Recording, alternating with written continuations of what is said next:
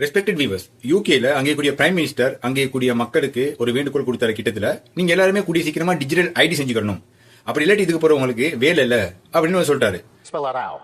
You will not be able to work in the United Kingdom if you do not have digital ID. It's as simple as that. அது இந்த பேண்டமிக்கு பிறகு அதிகமான Europe கண்ட்ரிகள்ல அங்க அரசாங்கங்கள் அந்த மக்களுக்கு இந்த மாதிரி சொன்னாங்க, நாங்க டிஜிட்டலைசேஷன் பண்ணணும், எல்லாமே ஒரு டிஜிட்டல் ஐடிக்கு நீங்க எல்லாம் மாறுங்க. இந்த மாதிரி அரசாங்கங்கள் கோரிக்கை விடுத்ததுக்கு பிறகு அந்த மக்கள் என்ன செஞ்சிட்டாங்கன்னு கேட்டா, அதாவது வளர்ச்சி அடைஞ்ச நாடு, அந்த வளர்ச்சி அடைஞ்ச நாட்டில் இருக்கக்கூடிய வளர்ச்சி அடைஞ்ச மக்கள் என்ன சொல்லிட்டாங்கன்னு கேட்டா, இந்த டிஜிட்டல் ஐடியை நாங்க எதிர்க்கிறோம், இது எனக்கு சரி வராதுன்னு சொல்லி போராட்டங்கள் பண்ண ஆரம்பிச்சாங்க, இன்க்ளூடிங் அமெரிக்கா. அதே மாதிரி தான் யூகேல கூட இந்த 4 நாளைக்கு முன் சொன்னோன்னே அங்கே கூடிய மக்கள் இந்த டிஜிட்டல் ஐடிக்கு எதிராக போராட்டம் பண்ண ஆரம்பிச்சாங்க.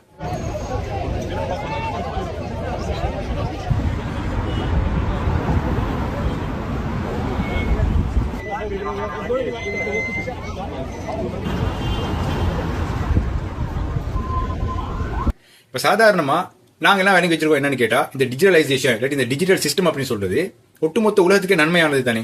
மக்களுடைய வேலைகளை, அன்றாட வேலைகளை எவ்வளவு லேசியான முறையில் செய்யறதுக்கு இது ஒரு வழிவகுத்து கொடுக்குது. அது தனிநபர் சார்ந்த விஷயங்களா இருந்தாலும் சரி, அரசாங்கம் ரிலேட்டடான விஷயங்களா இருந்தாலும் சரி, எங்களுக்கு நின்ற இடத்துல நின்று செஞ்சுக்கலாம்.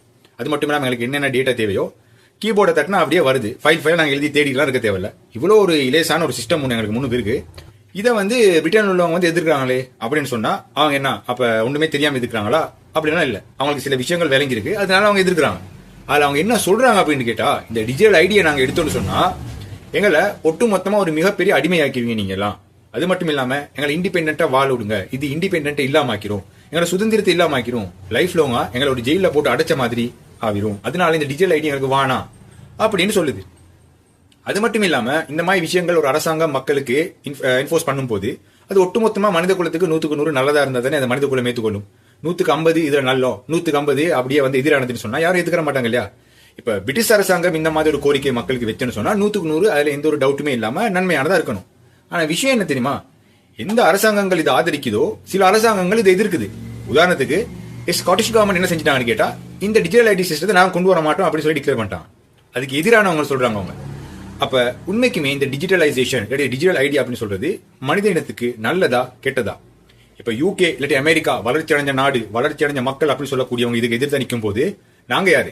ப்ரொஃபெட் முகமது நபி ஸல்லல்லாஹு அலைஹி வஸல்லம் உம்மத்து குர்ஆனை வச்சிக்க கூடியவங்க, எங்கட வாழ்க்கை திட்டத்தை பார்த்து கொப்பி அடிச்சு எங்கட மதரசாக்கள்ல யூனிவர்சிட்டியில கல்வி பெற்று இன்றைக்கு வளர்ச்சி அடைஞ்சவங்க அவங்க மாறி இருக்காங்க. அப்ப நாங்க இந்த விஷயத்தை எப்படி இருக்கணும்? அவங்களுக்கு நாங்க அட்வைஸ் பண்ணக்கூடியவங்களா இருக்கணும். அதன் அடிப்படையில குர்ஆனின் புரிதலின்படி, முகமது நபி ஸல்லல்லாஹு அலைஹி வஸல்லம் அவங்களோட வழிகாட்டுதலின் புரிதலின்படி இந்த டிஜிட்டலைசேஷன் அப்படின்னு சொல்றது மனித குலத்துக்கு நல்லதா கெட்டதா?